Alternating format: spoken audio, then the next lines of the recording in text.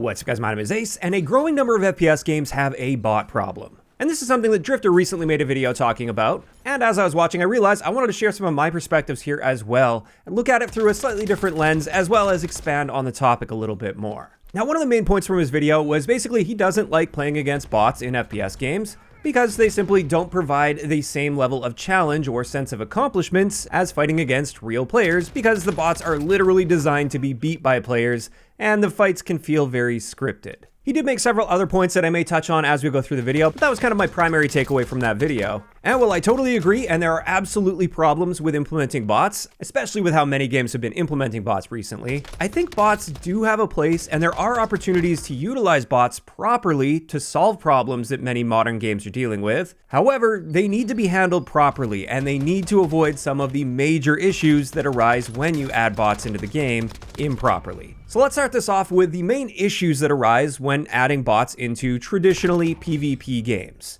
And there are two primary issues here, as well as a few additional issues, and one of the first two big issues with adding bots into a traditionally PvP game is putting bots in the wrong place at the wrong time. And the main issue here comes from mixing bots into regular rotation, regular game modes that at least traditionally back in the day with FPS games were always pure PvP.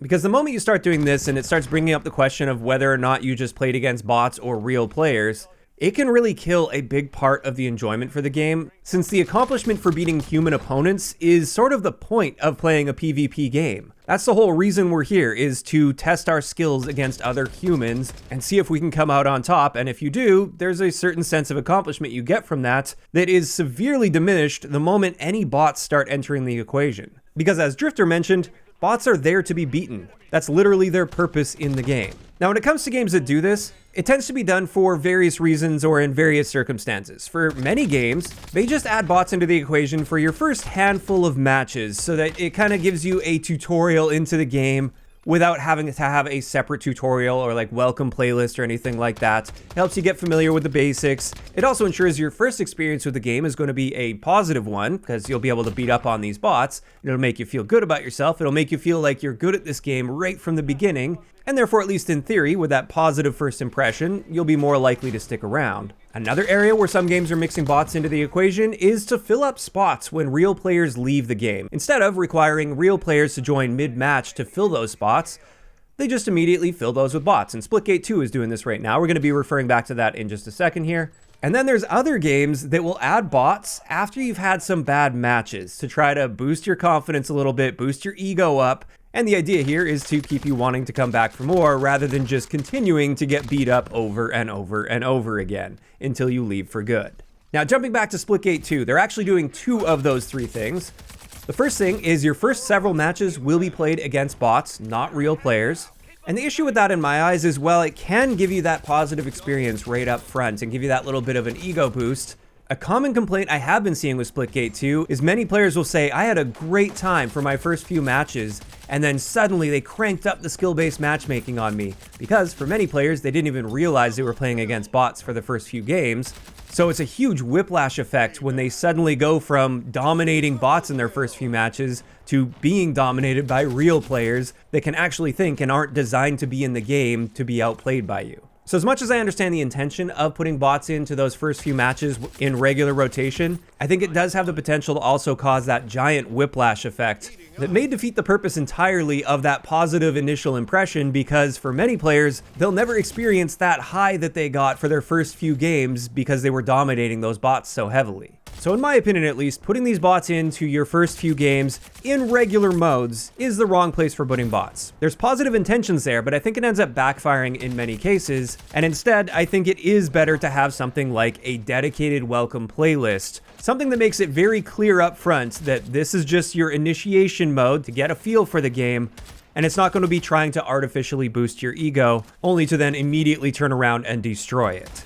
Additionally, with Splitgate 2, they will also mix bots into the equation anytime a real player leaves the game. The moment you leave, that spot will immediately be filled up with a bot. And this is another situation where I can see the intention behind this. I think there are some positives that come out of this, but at the end of the day, it can often end up being a net negative. When it comes to the positive sides of this though, you will never be down players entirely. You're never going to run into a 4v1 situation where it's literally just you against 4 other players on the other team. You have 0 teammates. You're always going to at least have some bots to at the very least keep the enemy team busy, keep them firing and revealing their position, and that's better than 4v1 in many cases. Additionally, the big benefit here is every time you search for a game of Splitgate 2, you know 100% you will be starting a fresh match from the beginning. You're never going to fill into a match in progress already being dominated by a team, because they simply don't do that. They just fill those spots with bots instead. And that can actually be pretty great. However, the problem with introducing bots in this way is it can feel like a waste of time finishing a game against primarily bots. And it doesn't matter which side of the equation the bots are on. If your team leaves and you're just left with 3 bots and yourself against 4 real players, that obviously sucks because you're not likely going to be able to carry the rest of that game out. Because the bots, while not terrible in Splitgate 2, they're not going to be a solid replacement for a real player. They're not going to be making good decisions as far as playing the objective properly, for instance. And then on the flip side of that, when you end up playing against like 3 bots and a real player, it can feel like a waste of time because you're not getting the challenge that you're there for. Again, for many of us, the reason we play a PvP game is the enjoyment and accomplishment of beating real human players and outplaying human players. And when you suddenly find yourself playing against primarily bots, when that's not the experience you were searching for public matches against players, it can often feel like a waste of time because there's no more sense of accomplishment to be gained throughout the remainder of that match. You're basically just playing out the time so you can start a fresh one again against real players that hopefully won't leave again.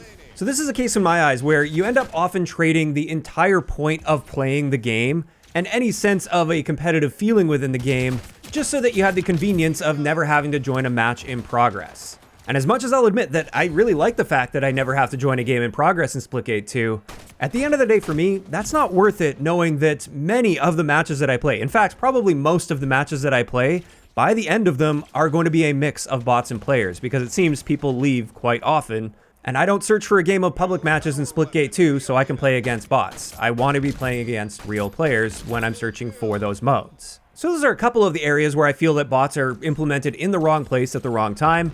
However, the worst one out of all of these in my eyes is the engagement optimization of bots, where when you have a handful of bad matches, they end up putting you in a bot match against your will while searching for regular game modes in order to make you feel good about yourself again. And this is something that Marvel Rivals does, and it's actually one of the things that ended up turning me away from Marvel Rivals entirely. When I played that game, I started it quite late, so people already knew what was going on. I was just trying to figure out the basics, and I realized a trend where I would perform pretty poorly for several games in a row, and then I would just absolutely stomp on the lobby and dominate, only to find the next game I'm back to getting beat up again. And it didn't take me long to realize that those games where I was dominating, those were essentially scripted games where I was playing against bots. And the only reason I was able to perform well is I was playing against bots. It felt very deceptive and actually a little bit insulting because I'm searching for regular public matches. I'm here to play against real players and learn from real players. I knew it was going to be a bit of a struggle since I started late. I knew I had some learning to do, but I was ready for it and I wanted to learn from real opponents. And yet they would still place me in these pity matches that just felt like a waste of time because there's not much for me to learn playing against bots. And it doesn't offer any challenge. It doesn't make me want to improve my performance over time because the game is just giving me a good performance. And this is actually a nice segue into the second major issue that many games run into with implementing bots into traditionally PvP modes, and this is trying to hide it. I think this is actually the one that I hate the most, is when games mix bots into the equation and they try to make them look like they're real players by not providing a clear distinction, not having like a clan tag that says bot, or not having entirely separate skins that only bots have and real players can't use. This is something that Warzone Casuals does.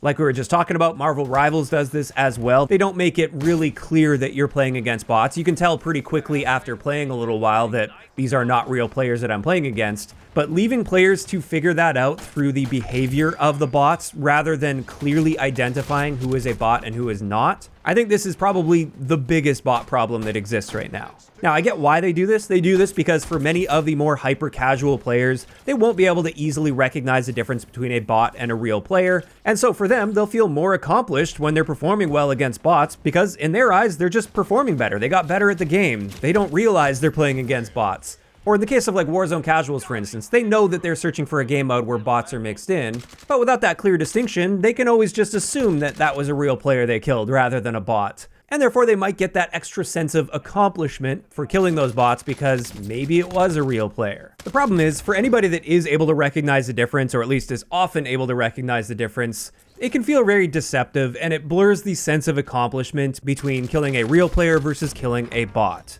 If you are going to have bots in the equation and you don't label the difference clearly between a bot and real player, it's kind of frustrating trying to look back at that gunfight, for instance, and think, wait, should I feel accomplished? Did I just kill a real player, or was that just a bot? And I think if you're playing in a game where you do have bots mixed in against real players, at the very least, after the kill, there should be a clear confirmation that, yes, you just killed a real player. You should feel accomplished for that one. Or, yeah, that was just a bot kill, not a big deal, move on. I think even better though, the ideal situation is bots have a totally separate skin or a clear visual identifier that you can immediately recognize before you even start shooting at that player. So not only do you get that clear distinction between how much accomplishment you should feel for getting that kill, but also you can play that situation different based on whether or not that's a bot or a real player. Either way, if you are going to implement bots in a traditionally PvP environment, there should be no confusion whatsoever about whether or not you're killing a bot or a real player. And those are the two main issues with bots that many modern games fall into.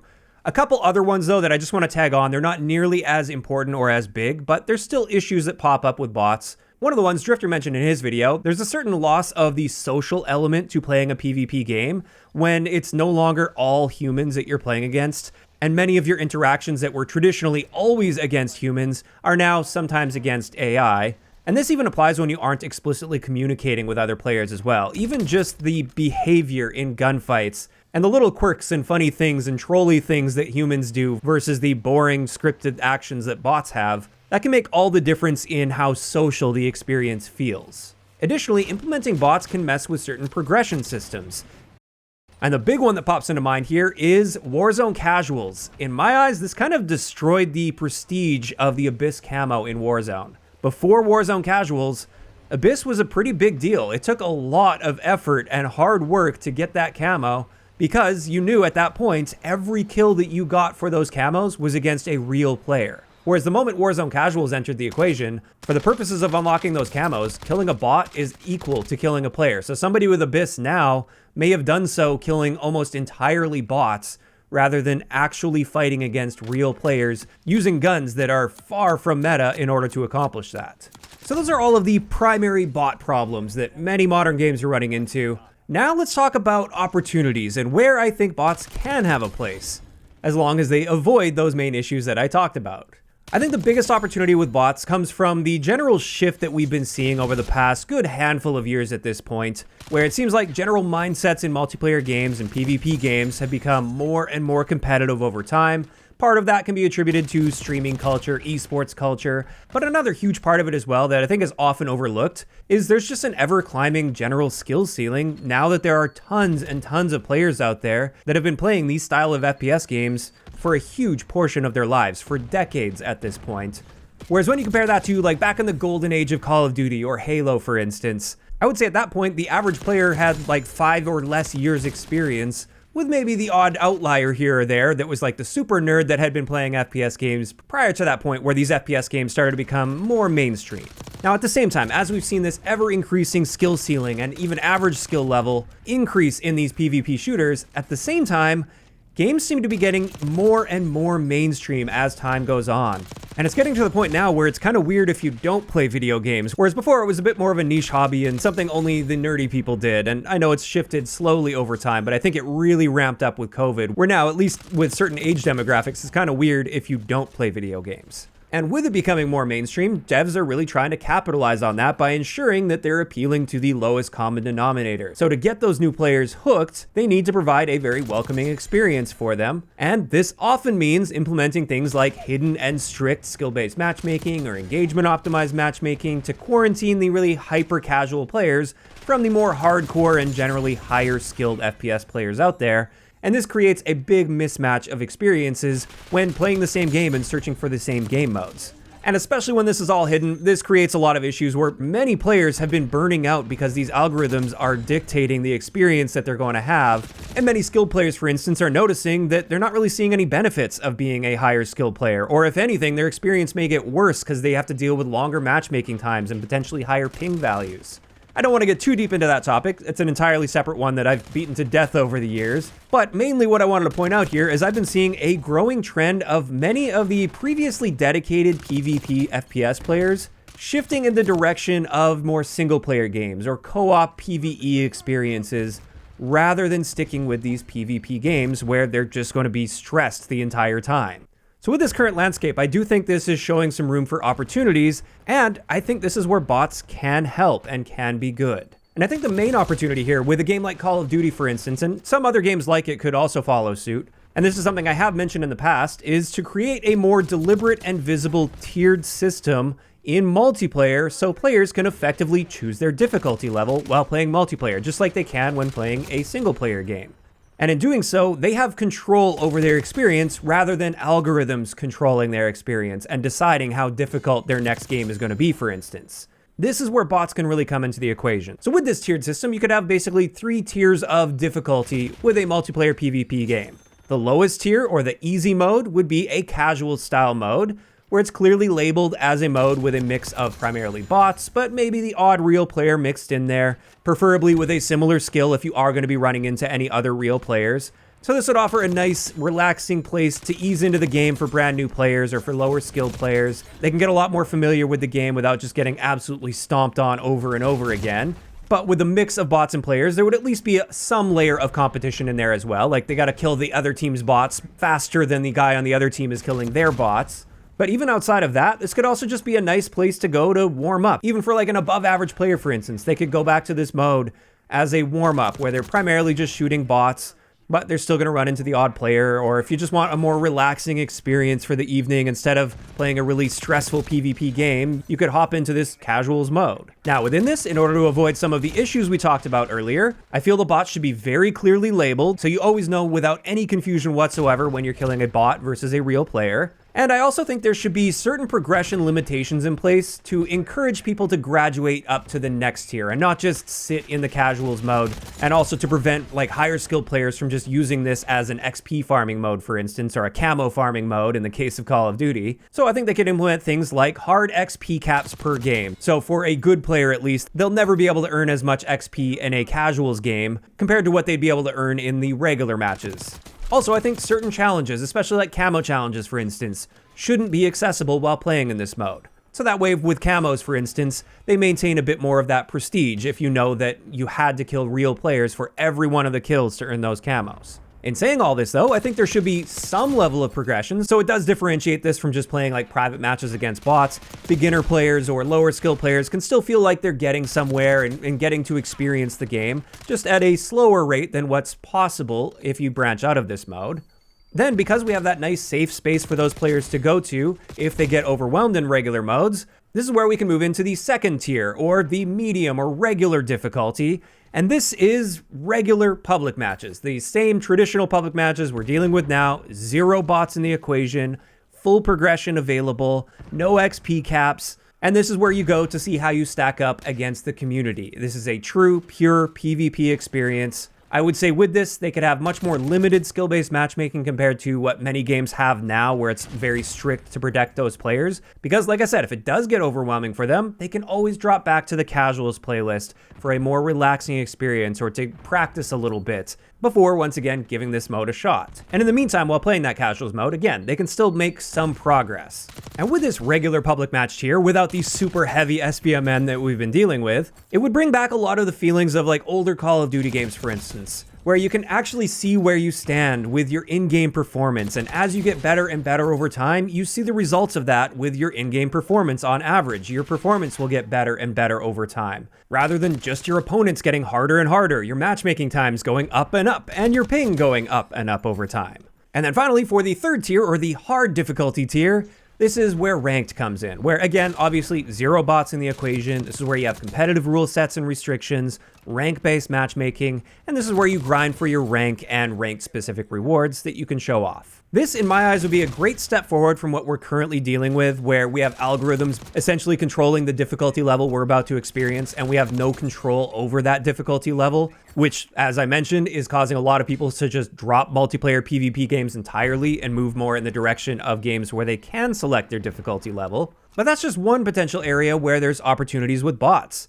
There are other directions you can go. Alternatively, you could build the game from the ground up to integrate bots into the gameplay design in a way that they fill a different role and purpose compared to real players. And this is where Titanfall comes into mind. I think Titanfall handled bots very, very well. In Titanfall, you had grunts and pilots. Grunts were the AI bots, and they're basically just scoring opportunities on the map. They help you charge up toward your Titan a little bit faster. They're kind of just like a side objective, and there's very clear visual distinction where you always know at a glance that that is going to be a grunt versus a pilot, which is a real player.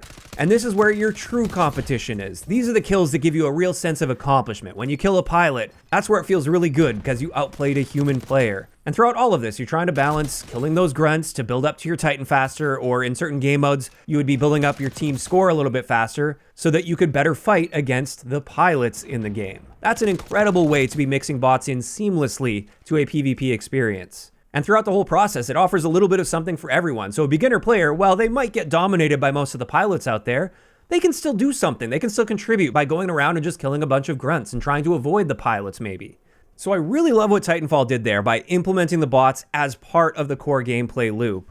And I think it would be very interesting to see more games follow that path. Obviously, it's a very different style of game though, so it's not something that Call of Duty could just seamlessly integrate into their games, I don't think. But I'd love to see more games in the future with this type of design in mind. And with that, that's finally going to wrap it up for this very long video. It's obviously a topic that I've put a lot of thought into and I feel quite passionate about. I really do think there are big problems with how games have been implementing bots, but I don't think they should be written off entirely. I think there are opportunities here as well. You just need to handle things right if you are planning on putting bots in your game. And of course, these are all just my takes, and this is where I want to hear from you guys in those comments down below. How do you feel about bots in traditionally PvP multiplayer experiences? Are you guys generally fine with how many games are handling this? Maybe not so much. And for those that don't like bots in PvP experiences, do you think there are at least some opportunities where they could be handled well? Just let me know all of those thoughts down below. If you enjoyed the video, a like rating is always appreciated, and don't forget to subscribe for more if you haven't already. I'll talk to you guys next time.